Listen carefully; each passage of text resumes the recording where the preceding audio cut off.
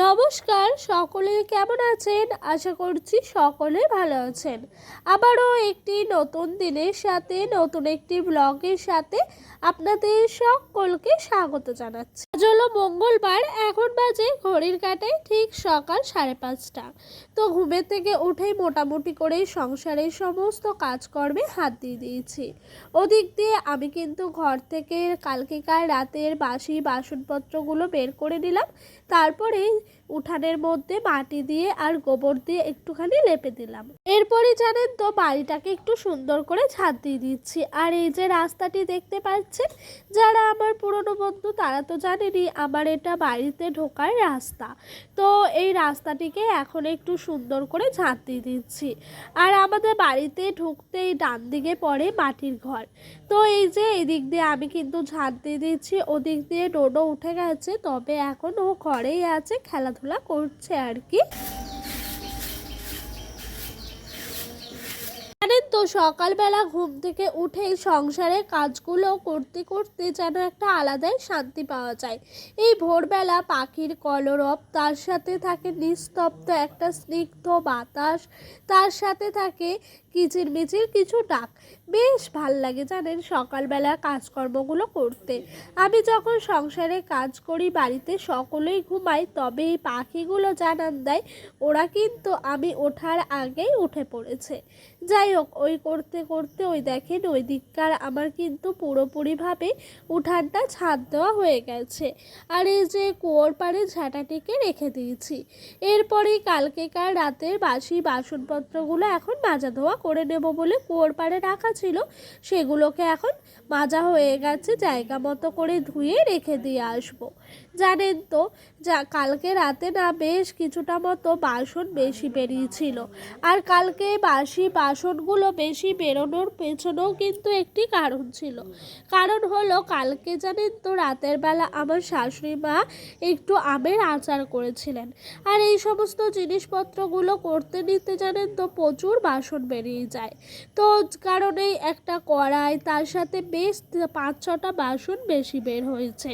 তবে জানেন তো ওই যে আচারটি করা হয় না, ওটি করার পর সঙ্গে সঙ্গে কড়াইটি যদি ভিজিয়ে দেওয়া হয় তাহলে মাজতে গিয়ে এতটাও কষ্ট হয় না। তবে রাতের বেলা আমাদের যেহেতু কোনো রকমভাবেই ভিজিয়ে রাখা সম্ভব নয় আর কি, মানে ধরেন যদি ভিজিয়ে রাখি ঘরের ভেতরে, ঘরে রাতের বেলা ছুঁচো ইঁদুর সারা রাতই ওরা ঘরের মধ্যে যুদ্ধ করে, সেই যুদ্ধের জন্য কড়াই থেকে জলটিও পড়ে যেতে পারে। আর পড়ে গেলে মাটির ঘর জানেনই কাদাগুলো একদমই গলে যাবে, সেই কারণে জানেন তো ওইদিকে আর হলো না।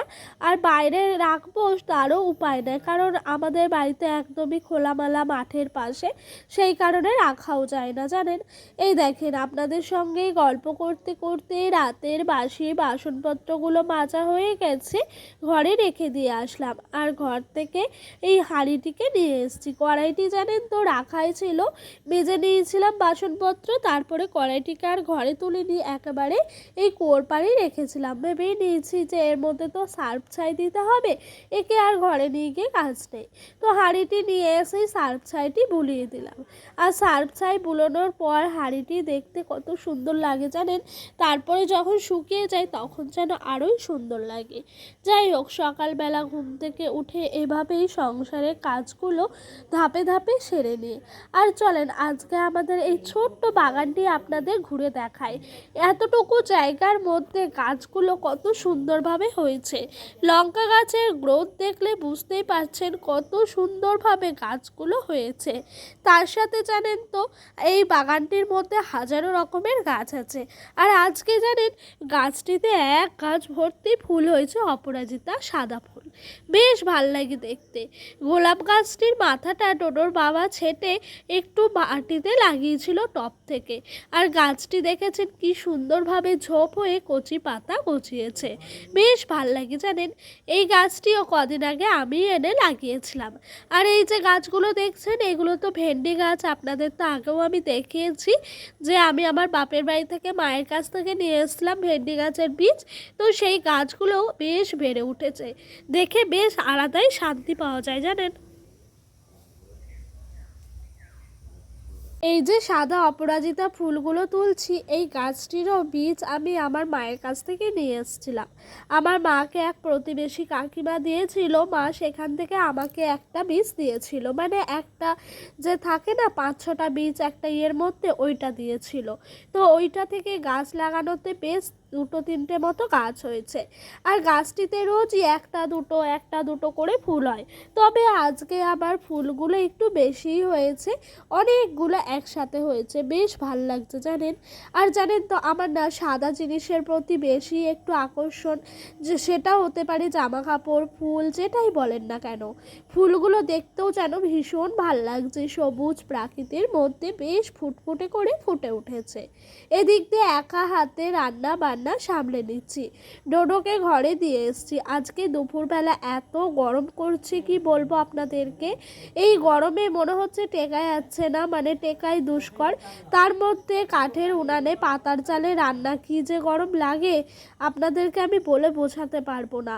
এই যে গরম, এই যে সময়টা আমরাই ফেস করি, আমরাই বুঝতে পারি যে কতটা কষ্টের। তবে জানেন তো কাঠে রান্না করলে আগুনটা এতটাও বাইরে বেরিয়ে আসে না, পাতা দিয়ে রান্না করলে যতটা আগুনটা বেরিয়ে আসে। আর একবার করে উনুনের দিকে দেখছি, একবার করে আলুগুলো কাটছি। পাতা দিয়ে রান্না করতে গেলে জানেন তো বারবার করে পাতা ঢোকাতে হয়, তার সাথে নিজের এই দিকের কাজগুলোকেও একটু সামলাতে হয়। এই যে আলু থেকে আলুর খোসাগুলো ছাড়িয়ে নিয়েছি, আজকে একটু আলু ভাজা রান্না করব, সেই কারণে জানেন তো আলুগুলোর থেকে আগেই খোসাটা ছাড়িয়ে আলাদা করে রেখে দিয়েছি। এরপর আলুগুলো কুচি কুচি করে কাটছি।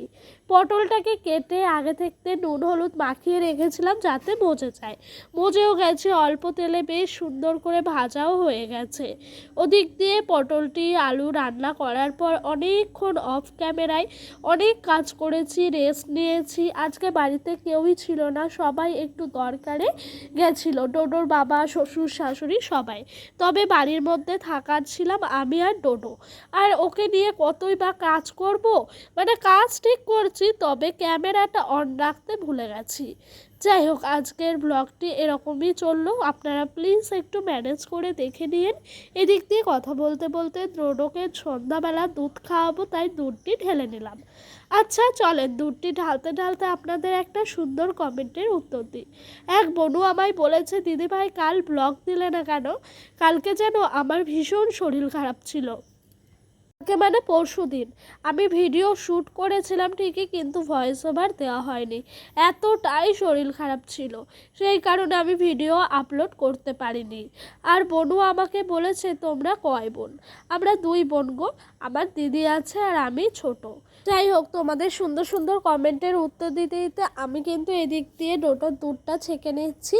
আর এই দেখো, এই ছাঁকনিটার নিচে না অনেকটা সর জমে থাকে, সেখান থেকে দুধটা না চামচে করে ভালো করে ছেঁকে নিতে হয়, না হলে দুধটা পুরোটা নিচে যায় না। আর ডোডো জানো তো এই দুধ দিয়ে সর খেতে একদমই পছন্দ করে না, ওকে যদি আমি দুধ না ছেঁকে খাওয়াই তাহলে ও না সমস্ত দুধটাই খেতে চায় না, ফেলে দেয়। তো সেই কারণে প্রত্যেক দিন আমি দুধ ছেঁকে ছেঁকেই ওকে খাওয়াই। আর তোমাদের সঙ্গে কমেন্টের উত্তর দিতে দিতে আমার এদিক দিয়ে দুধটাও ছাঁকা হয়ে গেল। চলো আরেকটি সুন্দর কমেন্টের উত্তর দিই। আরেক বোনু আমায় কমেন্টে বলেছেন যে, দিদিভাই তুমি প্রত্যেক মাসে পেমেন্ট পাও?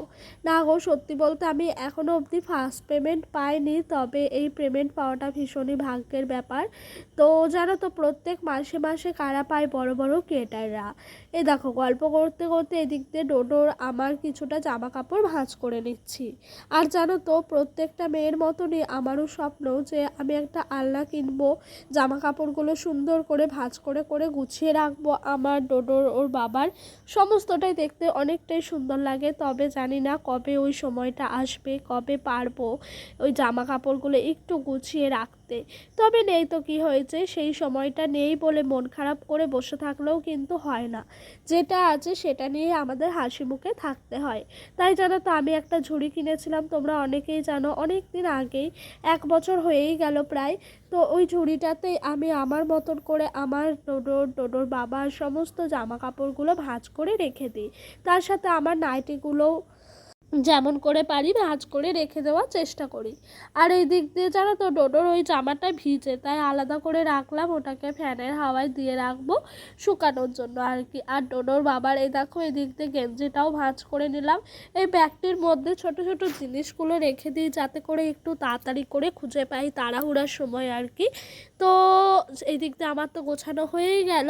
তারপর রাতের খাওয়া দাওয়া করে নিচ্ছি। ডোডোর বাবা আজকে খায়নি, ও বলল খাবে না, তো এই দিক দিয়ে আমি একা খেয়ে নিচ্ছি।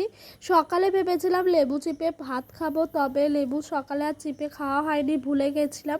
সেই কারণে রাতের বেলায় লেবু নিয়ে এসেছি, লেবু দিয়ে ভাত খাবো। মুসুর ডাল দিয়ে লেবু চিপে তার সাথে পটল আলুর তরকারি এতটাই টেস্টি লাগে কি বলবো তোমাদের।